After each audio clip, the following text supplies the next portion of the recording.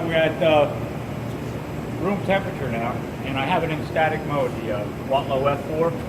And just to point out, you will receive a manual that'll explain exactly how to program the F4. So right now we're in static mode. I'm set at, I think 25 degrees. And I do have digital output 1 is on, as you can see here. And I'm manually turning the cool down on or off here. So you do have manual control. Now just one thing to point out, there are 2 events in the digital out. No, I guess I can't access it. Yeah.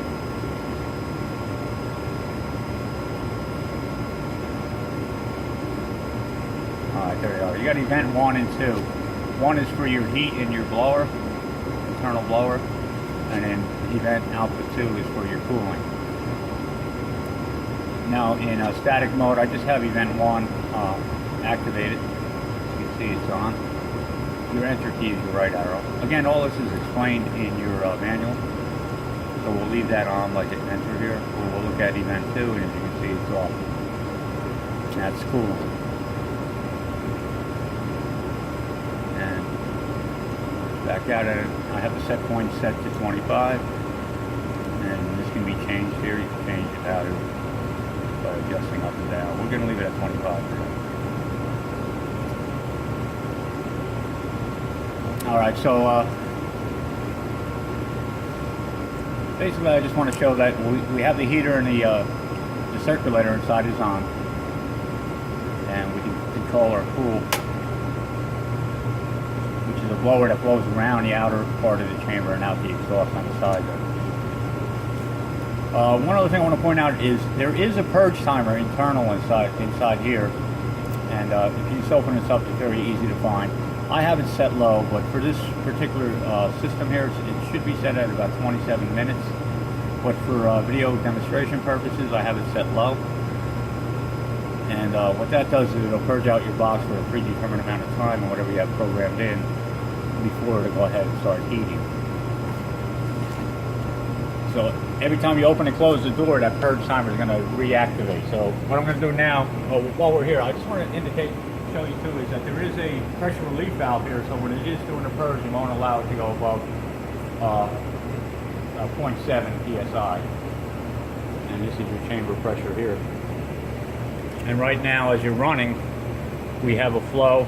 There's a chart in the manual. It'll tell you exactly what it should be for the 668.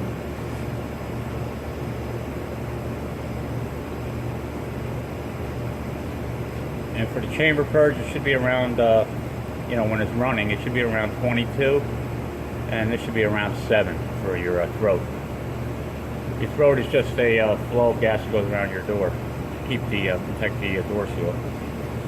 So we'll go ahead and open it up and take a look at the inside.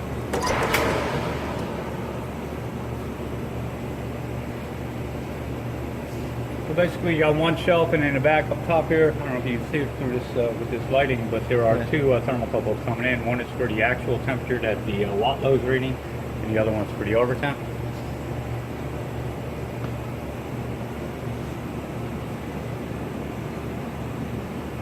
Alright, so we'll close this up, and you'll see that everything shuts off when the door, we have a door switch on the side here, so if the door is not closed, everything shuts down. The circulator shuts off.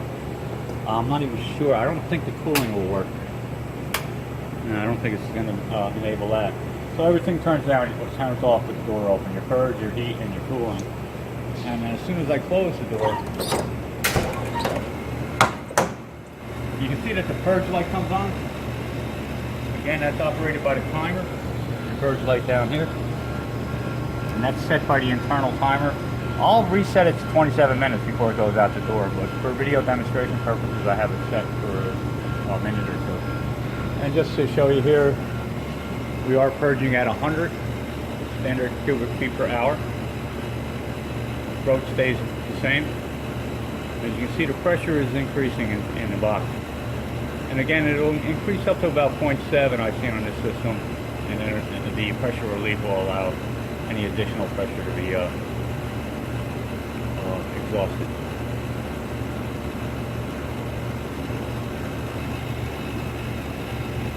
Okay, it's been purging for a while, and actually you can see it's just above 0.5 psi.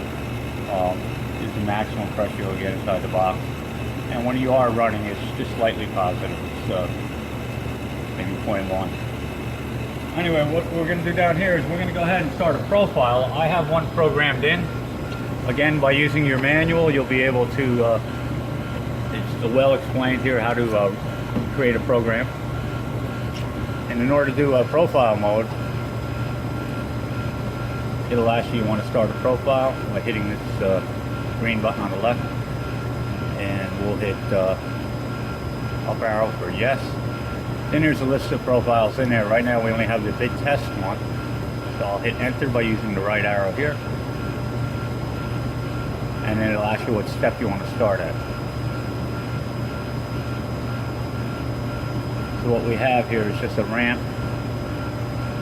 Step 1 is a ramp, 2 is a soak. So I'm going to ramp up to 100 in 10 minutes, soak for 5 minutes at 100, and then ramp again, soak, ramp, and then we're going to end the process at step 7.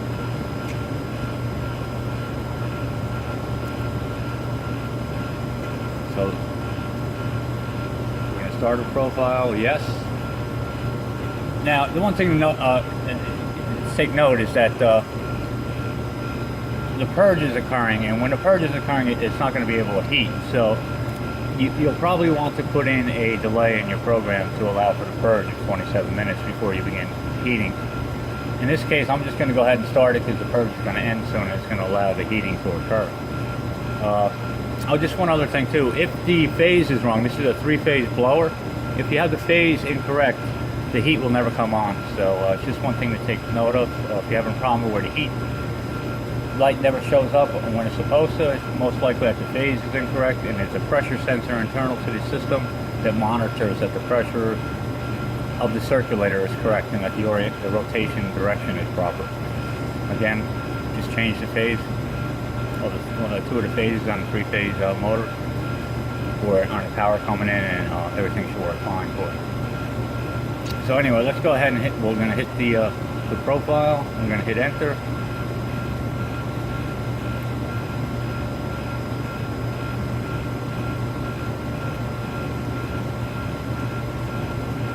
And we're going to start at step 1.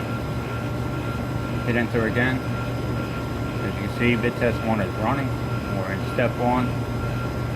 Set point is trying to drive the system to it. Right now, as you'll see, it'll slowly increase to 100 over the 10-minute period.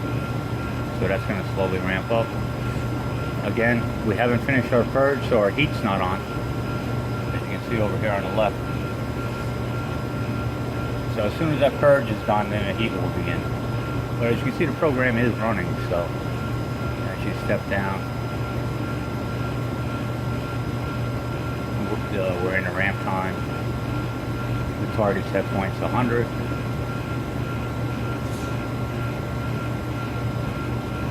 See the time is counting down, so we're already at 9 minutes. Digital out 1 is on. Again, that was programmed in.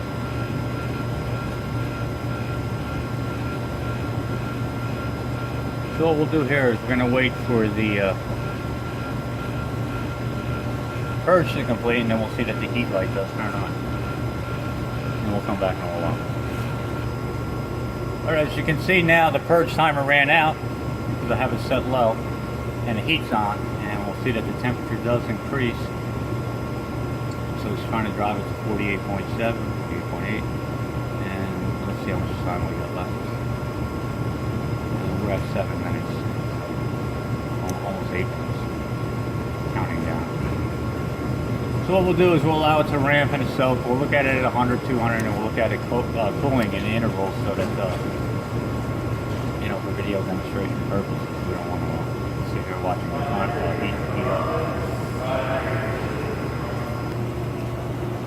up. Okay, we hit the 100 degrees Celsius mark. It overshot a little bit here, 0.2, which is very good with this PID that's programmed in here. And you can see we're at okay, this is the Blue M, IGF-6680F. It's an inert gas oven, and its maximum rated temperature is 593, And what I did here is I ran the watt low in manual mode up to its maximum set point of 593. And while we're here, I'm just going to show you that the over temp protect is working. I have it set at 600 right now. I'll just drop it down slowly. And see we get the alarm there. Bring it back up, hit reset.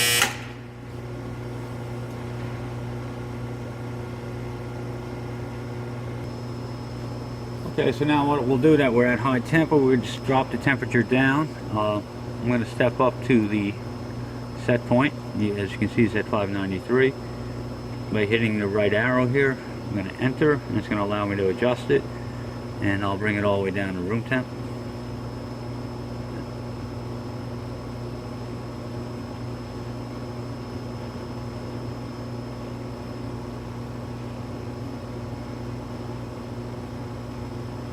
Oh, I can shut it off actually, and we'll just leave it at that, and we'll accept that by hitting enter. And what I'll do is I'll turn the cool down on, which will allow air to circulate around the box and out the exhaust by using a blower mounted underneath.